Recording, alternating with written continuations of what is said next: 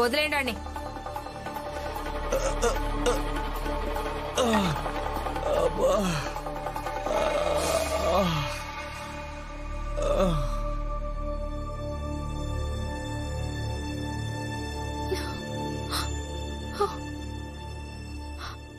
రమా, నాకు చాలా భయం వేస్తుంది.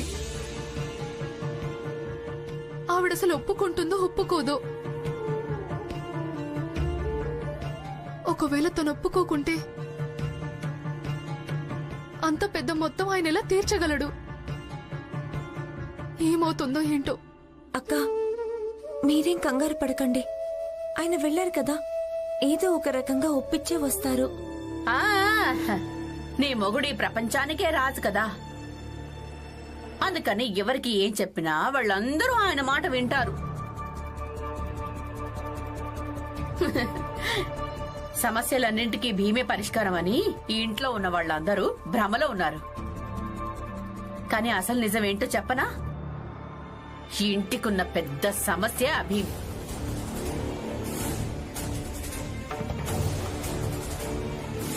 అత్తయ్య,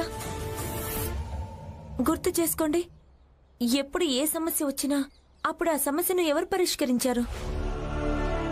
ఇదొకసారి గుర్తు చేసుకోండి. ఇంటిని కాజేయడానికి ప్రయత్నించారుగా, ఆ తర్వాత వీధి దీపాలు, ఆ తర్వాత మీ వదిన కొడుకుల సమస్య, అన్నీ ఆయనే పరిష్కరించారుగా. చూడండి అత్తయ్య, అహంకారం కాదు, నమ్మకం ఉంది. ఎంత నమ్మకం ఉందంటే అన్ని సమస్యలకు పరిష్కారంలా కనిపిస్తారు. అంటే ఇది మరీ బాగుంది. అంటే నీ భర్త చెప్పడం వల్ల ఎవరు తమ అప్పు కూడా వసూలు చేసుకోరా? చూడు భీమ్, నువ్వు వెళ్ళి బాలాకి చెప్పు, ఈ రోజు రాత్రి వరకే సమయం ఇచ్చాను, కేవలం ఈ ఒక్క రోజే. లేదంటే రేపు నా అప్పుని నా పద్ధతిలో వసూలు చేసుకుంటాను.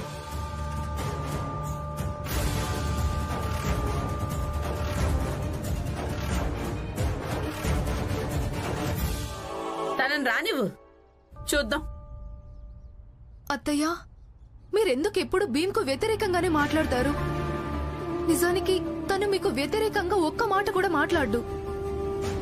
తను ఎప్పుడు మీ మంచి గురించి ఆలోచిస్తాడు.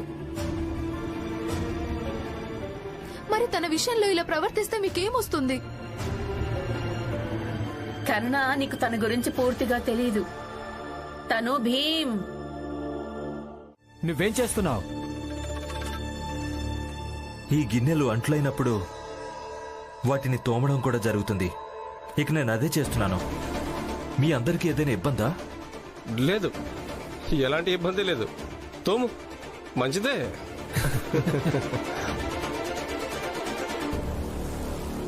ఆనంద్, అయినా బాగుంది.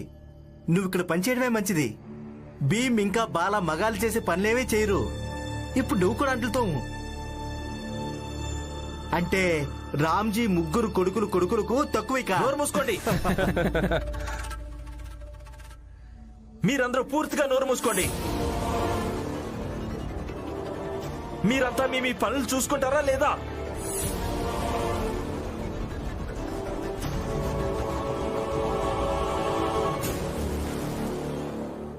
అంట్లు మావి.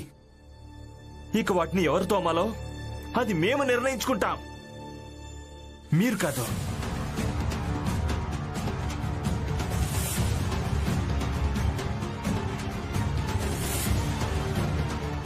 లక్ష్మీ నా కోసం బయటికెళ్ళి డబ్బు సంపాదిస్తున్నప్పుడు నేను కూడా తన కోసం పని చేయగలను. ఇక నాకు ఈ విషయంలో ఎలాంటి సిగ్గు అనిపించడం లేదు.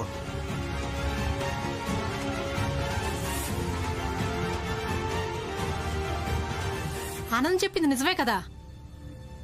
ఒకవేళ ఇలాంటి ఆలోచన ప్రతి మగాడిలోనూ ఉంటే ఆడవాళ్లకు మగవాళ్లకు మధ్య ఉన్న తేడా చెరిగిపోతుంది.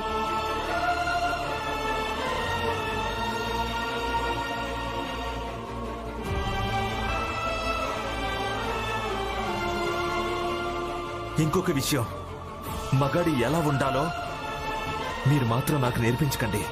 ఎందుకంటే నా దృష్టిలో మగాడంటే ఎవరంటే తన భార్యకు ఎప్పుడూ ఒక మంచి స్నేహితుడిగా ఉండాలి.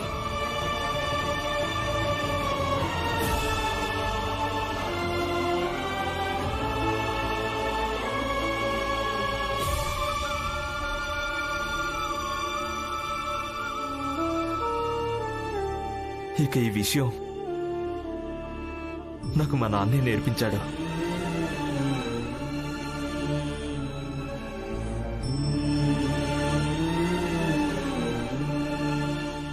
అవునా? అంటే ఇది నువ్వు నన్నే అంటున్నావా? నేను మన నాన్న మాట ఎప్పుడు వినలేదని ఇక నేను నా భార్యకి ఒక స్నేహితులా ఉండాల్సి ఉంటుందంటున్నావా?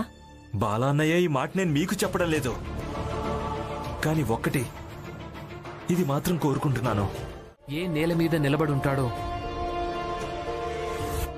ఆ నేలలోకి కుంగిపోతున్న సమయంలో తనకు చాలా ఇబ్బంది అనిపిస్తుంది, బాధ అనిపిస్తుంది, భయం కూడా వేస్తుంది.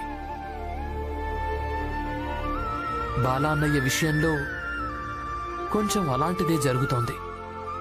ఇక అలాంటి సమయంలో వ్యక్తి ఒంటరిగా ఉండడానికి ఇష్టపడతాడు. ఇక మనం కూడా తనను ఒంటరిగా ఉండనివ్వటమే మంచిది.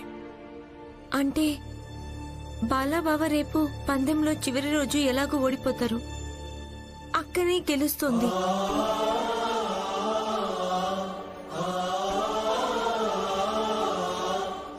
ఇక ఈ నిజం బాలాబావకు తెలుసు, కానీ ఒప్పుకోవడం లేదు. లక్ష్మి, ఇప్పుడు నువ్వు అందరిలాగే మాట్లాడాలని చూడొద్దు. అలాగే కొంచెం కొంచెం ఆడవాళ్ల పనులు మగవాళ్ళను కూడా చేయనివ్వడం మంచిది. వాళ్ళని ఆపడం మంచిది కాదు. నిజానికి వాళ్ళని మీరే ప్రోత్సహించాలి. అప్పుడే ఆడవాళ్ల పనులు మగవాళ్ళు స్వయంగా చేయగలుగుతారు. అవునా?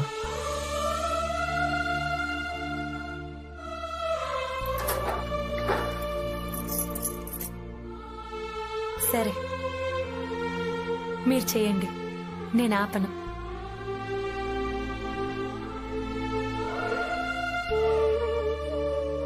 జాగ్రత్త.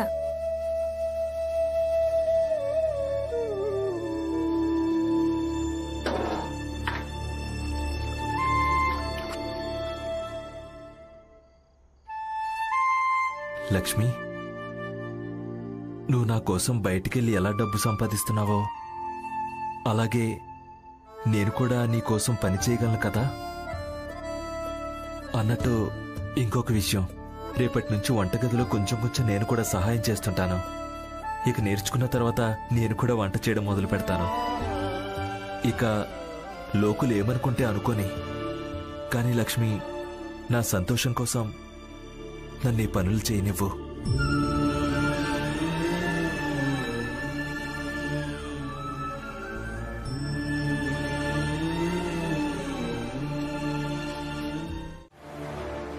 ఈసారి నేను తన్ని కొట్టను లేదు, అలాగే తిట్టును కూడా లేదు. అంటే దీని అర్థం తను నా కారణంగా వెళ్ళలేదు కదా.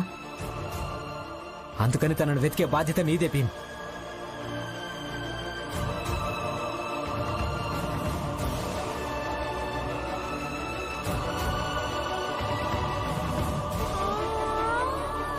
నీ అభిప్రాయం ఎవరైనా అడిగారా? నీకేం చెప్పానో అదే చెయ్యి. లేదంటే సొంత మెదడు ఉపయోగించే ప్రయత్నంలో నువ్వు నీ భర్తనే కోల్పోతావేమో. పెద్ద విప్లవకారంలా మాట్లాడుతున్నావు. ఇంటికి పద, చూపిస్తాను. పద. వదలండి. ఒకవేళ నువ్వు నన్ను ఇంకొకసారి ఛాయ్ తాగమని చెప్పావనుకో, నేను ఇక్కడే అందరి ముందే నిన్ను చెంపదెబ్బ కొడతాను. నీ శక్తిని ఇంకా ప్రయోగించు. ఇక నీ చేతిని విడిపించుకో.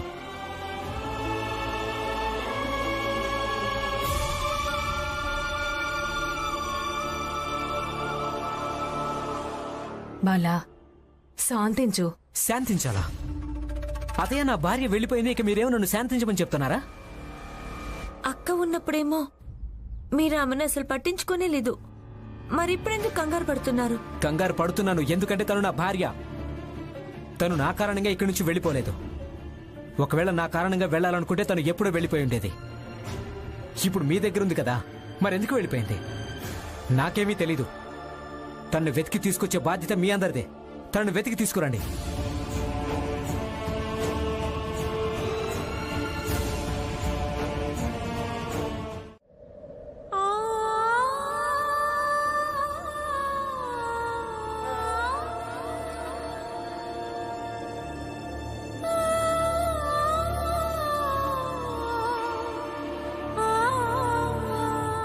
ఇక మీరు నేను లేకుండా బతకాల్సి ఉంటుంది.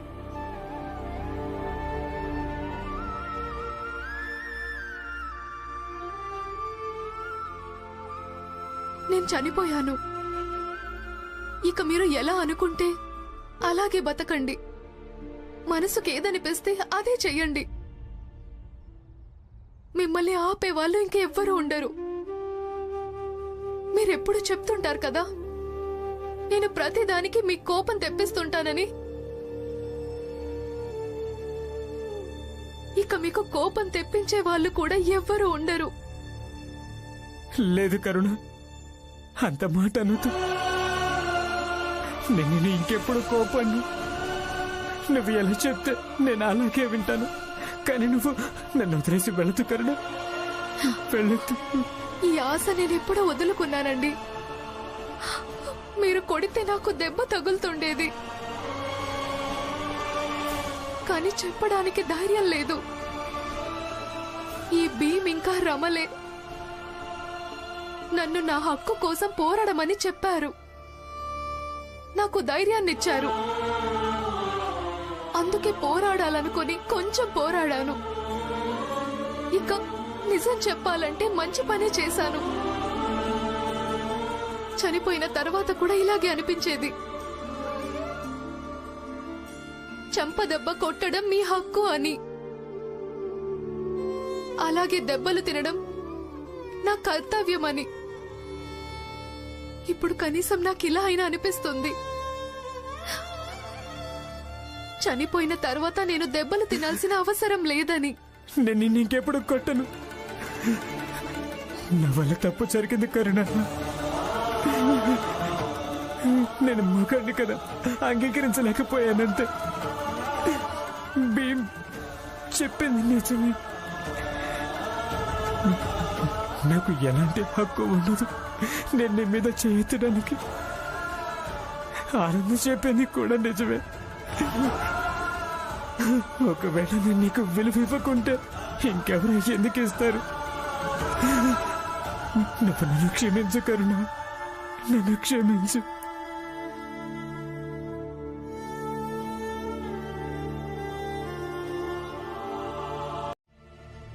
మీరేమంటున్నారు? అవును. ఏంటి?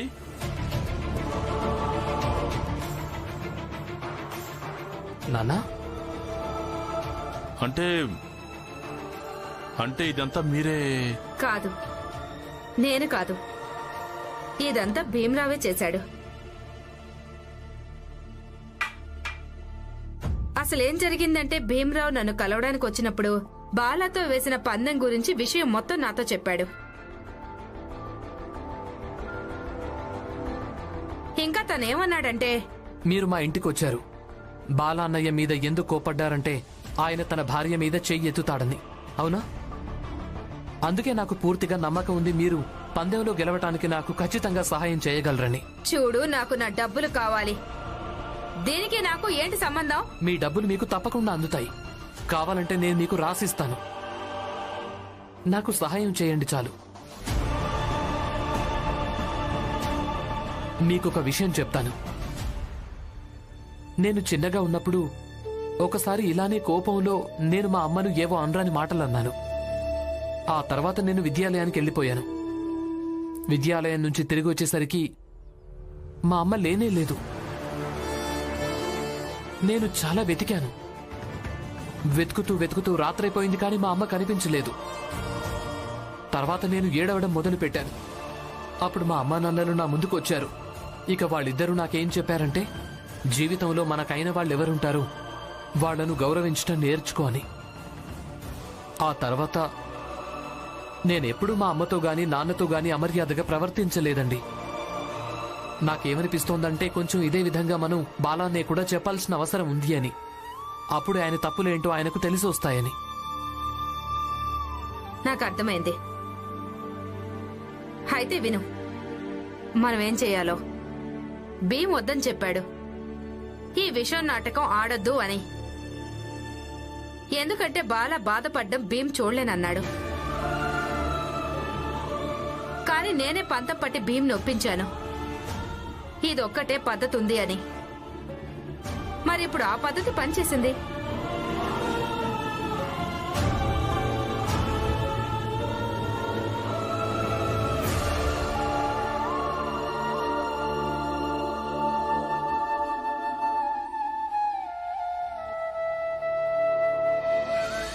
అది తను నాకు ముందే చెప్పేశారు.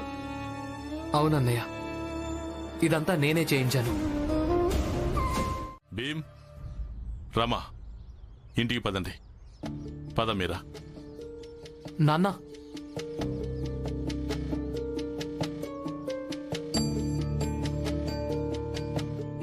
మీరు కూడా ఒప్పుకోవచ్చు కదా. ఈరోజు మనం అందరం ఇంటికి వెళదాం, అంతా కలిసి ఒకే ఇంట్లోకి. కానీ ఇంటి గుమ్మం దాకా కలిసి మళ్ళీ ఆ తర్వాత వేరువేరు వాటాల్లోకి కాదు.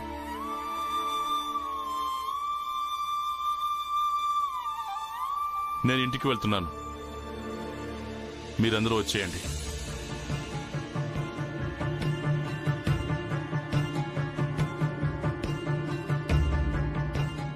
ఆనంద్ బావా, మీరింటికి వచ్చేయండి. మీరు ఒకసారి ఇంటికి వచ్చారంటే మావయ్య సంతోషిస్తారు. ఆనంద్, రమా చెప్పింది నిజమే. ఇంటికి పదండి. లక్ష్మి, పద దలియమ్మ ఇంటికి.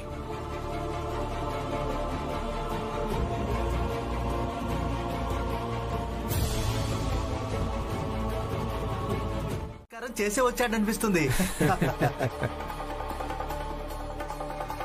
ఒకసారి చూడండి, మీరు బాలా పరిస్థితి ఎలా తయారు చేశారో చూడండి. తను తన చనిపోయిన భార్యను కూడా ఇక్కడికి రానివ్వలేదు కదా.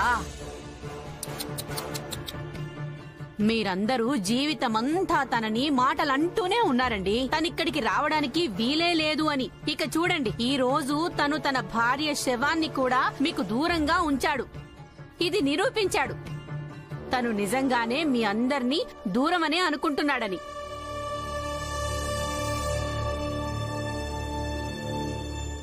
జిజాబాయ్, బాలా కరుణను తీసుకెళ్లాడు. కానీ తనకు అంతిమ సంస్కారం చేయడానికి కాదు, తనకు పానీపూరి తినిపించడానికి తీసుకెళ్లాడు.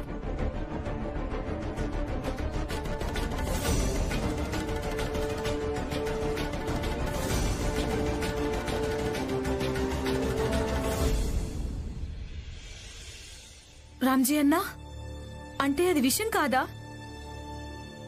కాదు.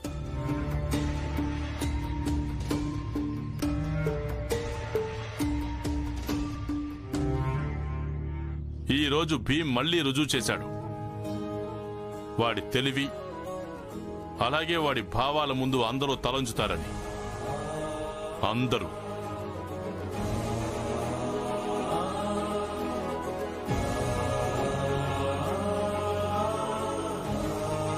నిజంగా ఇదంతా భీమే చేశాడు.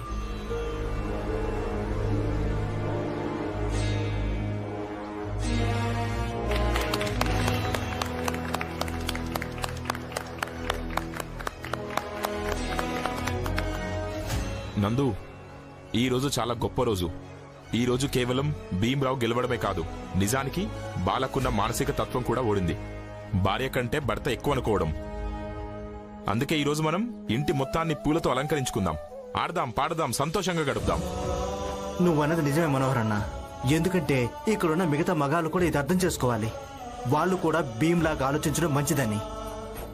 మనోహర్ నందు, మీరు చెప్పింది పూర్తిగా నిజమే. ఈ రోజు మన ఇంటిని అలంకరించడం చాలా మంచిది. నందు, మనోహర్, ఈరోజు నేను కూడా మీకు సహాయం చేస్తాను. ఈ రోజు నా ఇద్దరు కొడుకులు గెలిచారు. ఇక బాలా విషయంలో నేను చాలా సంతోషంగా ఉన్నాను. పదండి. రండి రామ్జీ అన్న.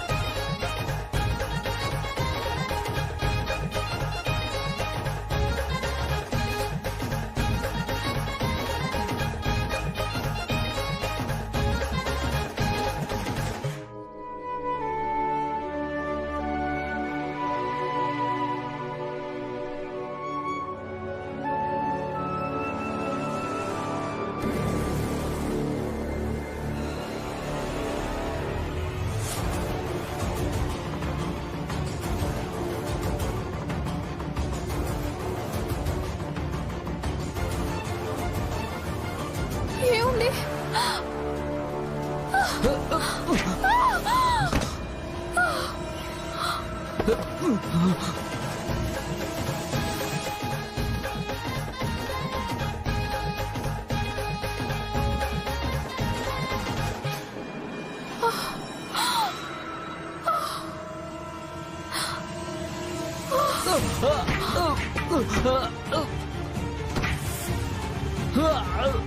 ఏమండి ఆగండి. నా భర్తను కొట్టకండి. ఎవరు మీరు? నా భర్తను కొట్టకండి. ఆగండి. ఏమండి?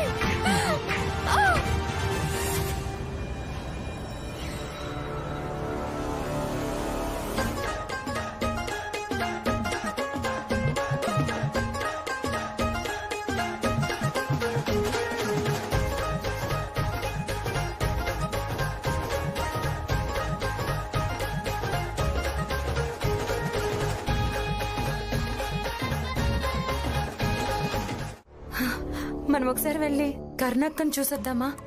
కానీ ఎక్కడికి వెళ్దాం? మనకు వదిన ఏ హాస్పిటల్లో ఉందో కూడా తెలీదు.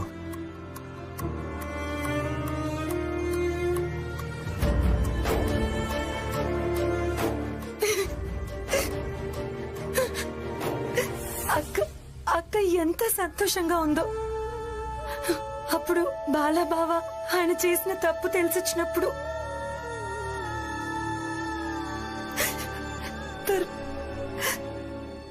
తర్వాత వాళ్ళకి ఇలా జరగడం.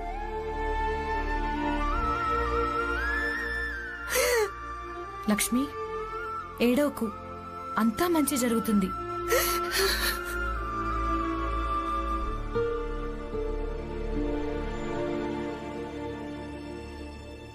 చూడు, వాళ్ళంతా వచ్చేసారు. బాలా అన్నయ్య,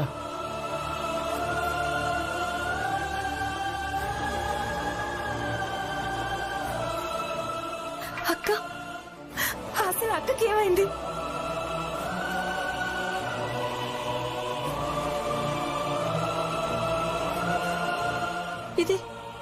ఇదంటే ఏంటి భీం? కరుణకి ఏమైంది చెప్పు భీం. నేను చెప్తాను. కరుణ మెదడు మొద్దుబారిపోయింది.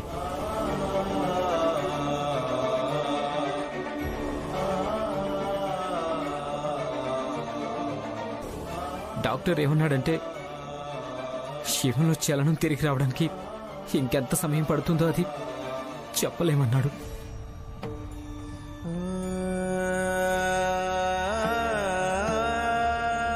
కానీ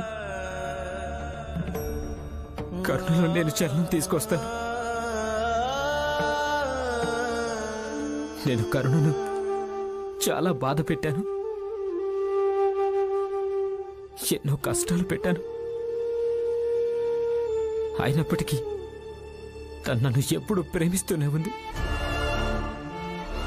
నన్ను గౌరవించింది. ఈరోజు ఆలోచిస్తుంటే అర్థమవుతుంది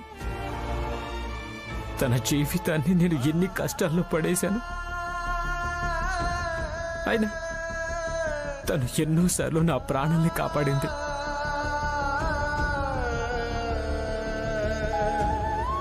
బాలా, అసలేమైంది?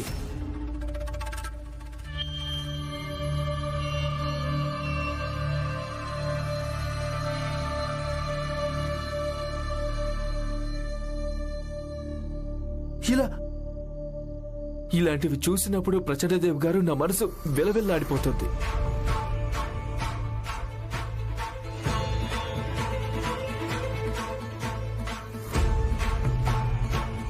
ఏంటి ఏమైంది?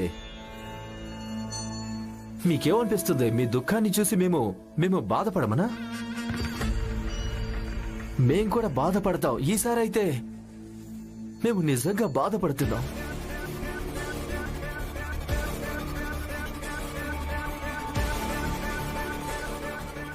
పాపం ఈ పేదదాని విషయంలో ఇలా జరగకుండా ఉండాల్సింది ప్రచండదేవ్ గారు.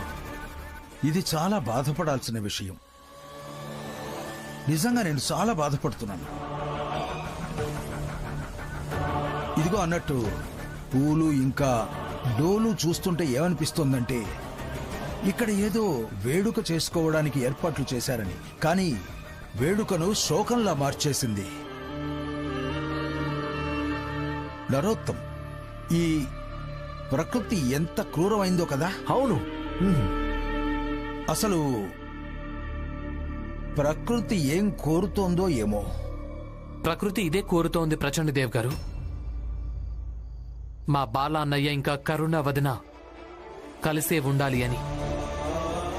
అందుకే మీరే చూడండి, ఇదంతా జరిగిన తర్వాత కూడా వదిన గాయపడింది నిజమే, కానీ ఇంకా శ్వాస ఆడుతూనే ఉంది.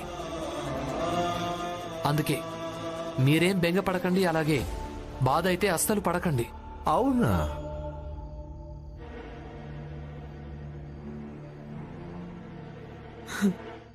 ఇక వేడుక సంగతి అంటారా? అది జరిగే తీరుతుంది.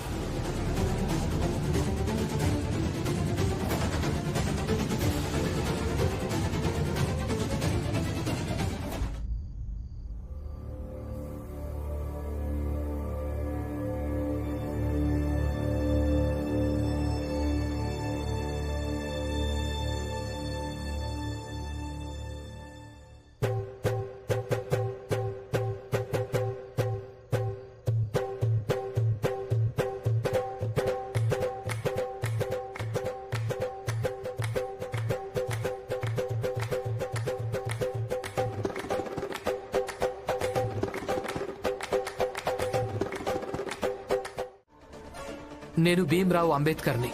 ఇక ఈమె నా భార్య. ఒకవేళ నాకేం కాకపోయినా కూడా అయినా మీ పద్ధతి మాత్రం తప్పే. రమా, ఆ మిఠాయిని ఊసే. ఆ మిఠాయిని ఈమె చాలా ఖరీదైందనుకుంటోంది. ఆమె మీద విసిరావంటే ఊసేయడంతో సమానమైపోతుంది.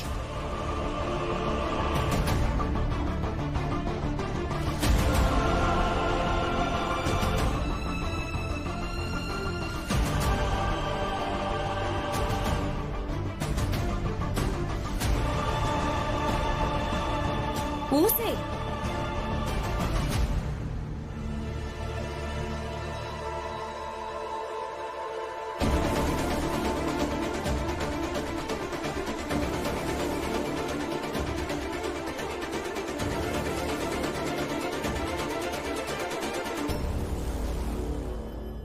ఏ హస్బెండ్, చూడు, నీ భార్య అయితే నేను ఇచ్చిన స్వీట్ ని ఎంత లొట్టలేసుకుంటూ తింటూ ఉందో. ఆ లేడీ చెప్పినా కూడా పారేలేస్తాను.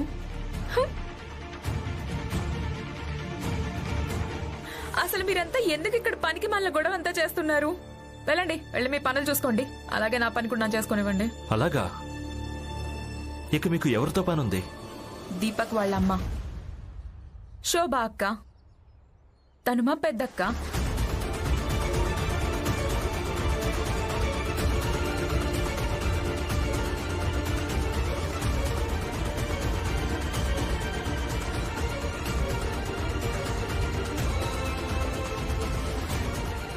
శోభా చెల్లెలా? పిన్ని, పిన్ని, ఎలా ఉన్నావు? దీపక్ అక్క,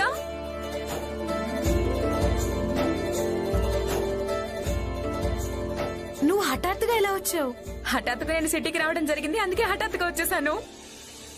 మీరు లేరు కదా, అందుకే ఇక్కడ చాలా గొడవ జరుగుతోంది. అక్క, చాలా చెత్త ఏరియాలో ఉంటున్నావు నువ్వు. ఇక్కడంతా డర్టీగా ఇంకా పూర్గా ఉంది.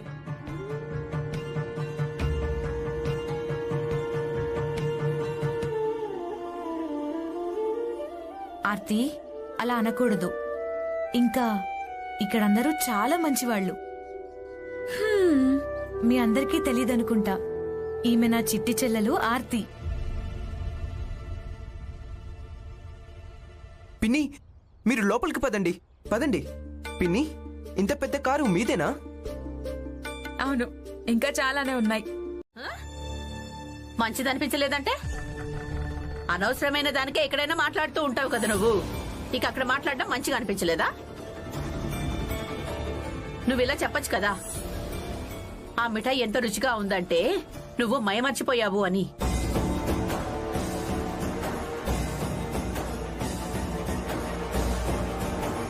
జీజాబాయ్,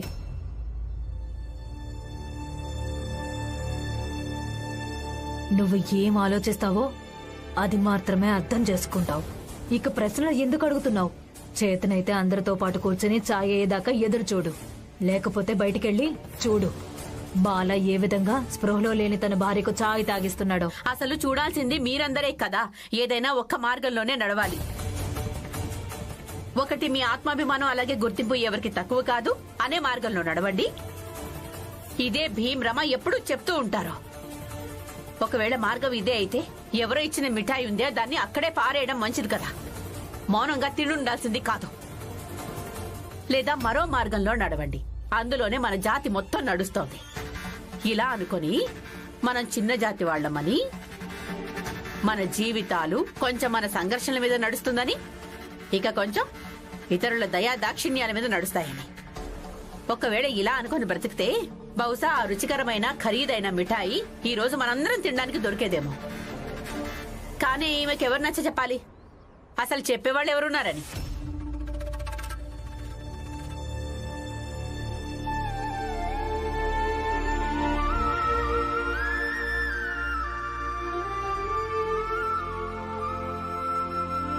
చాయ్ మరిగిపోయి ఉంటే వడగొట్టి బయటికి తీసుకురా. హ, ఇదంతా ఎప్పుడు ఉండేదేలే.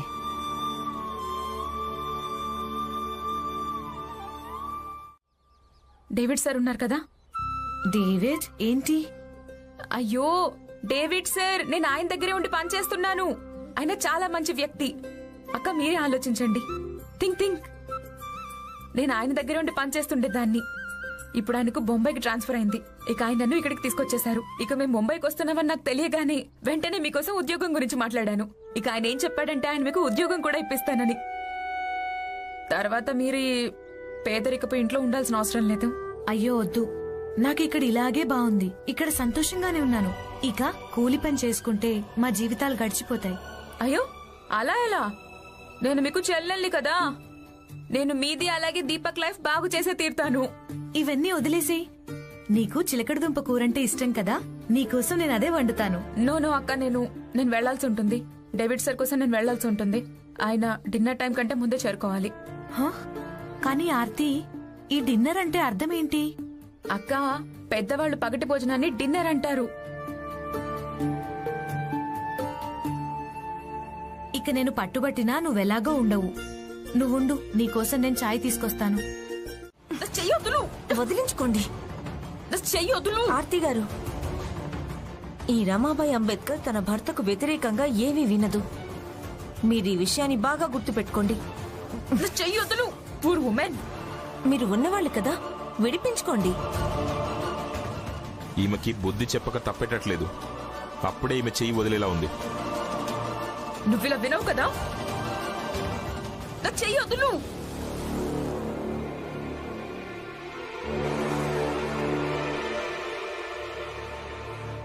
తమరి గారాల రమ ఎక్కడుంది? బస్తీ మొత్తం తిరిగొచ్చాను, ఎక్కడా లేదు. లోపల వంట సగంలో వదిలేసింది. దాన్ని ఎవరు వండుతారు ఇప్పుడు? ఏటైనా వెళ్ళుంటుంది, వచ్చేస్తుందిలే. వచ్చేస్తుంది అంటే నేను తన కోసం ఎదురు చూస్తూ కూర్చోవాలా?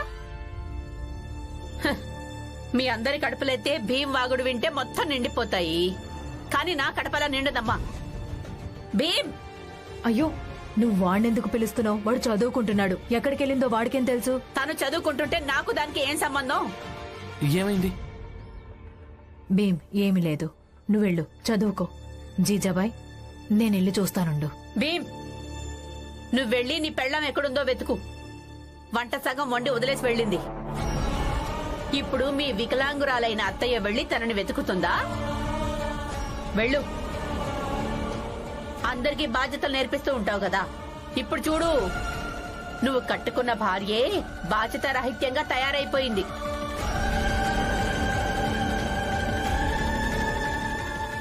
రమా, చూడండి రమా, నువ్వేం మాట్లాడకు. కొన్ని మర్యాదలుంటాయి, కాస్త వాటిని పాటించు. నేను చూసొస్తాను.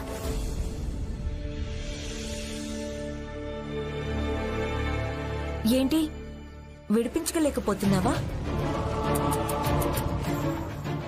ఇంకెప్పుడు నా నోరు మూయించే ప్రయత్నం చెయ్యకు. మాలాంటి వాళ్ళ దగ్గర కేవలం ఒక్క గొంతే ఉంటుంది. అది పోరాటానికి వాడితే ఆ రోజు మొత్తం మారిపోతుంది. నేను కూడా నీ జాతి దాన్నే, కానీ నీలాగా నేను ఇలా గొంతు చించుకుని కేకలేస్తూ ఉండడం లేదు. నేను ఉన్న వాళ్ళ ఇంటి దగ్గరికి వెళ్లి సహాయం అడిగాను. ఇక నన్ను చూడు, నేనిప్పుడు ఉన్నదాన్ని అయ్యాను. Big big lady. డబ్బున్నదానివి కదా, అయితే విడిపించుకొని చూపించు. నీకు బాగుండదు చెప్తున్నాను. నా చేయొద్దులు, వదులు. విడిపించుకో. నేను విడిపించుకోగలను. విడిపించుకొని చూపించు. నా చెయ్యొద్దులు, లేదంటే బాధపడాల్సి వస్తుంది. బాధపడాల్సి ఉంటుంది. నా మాట విను.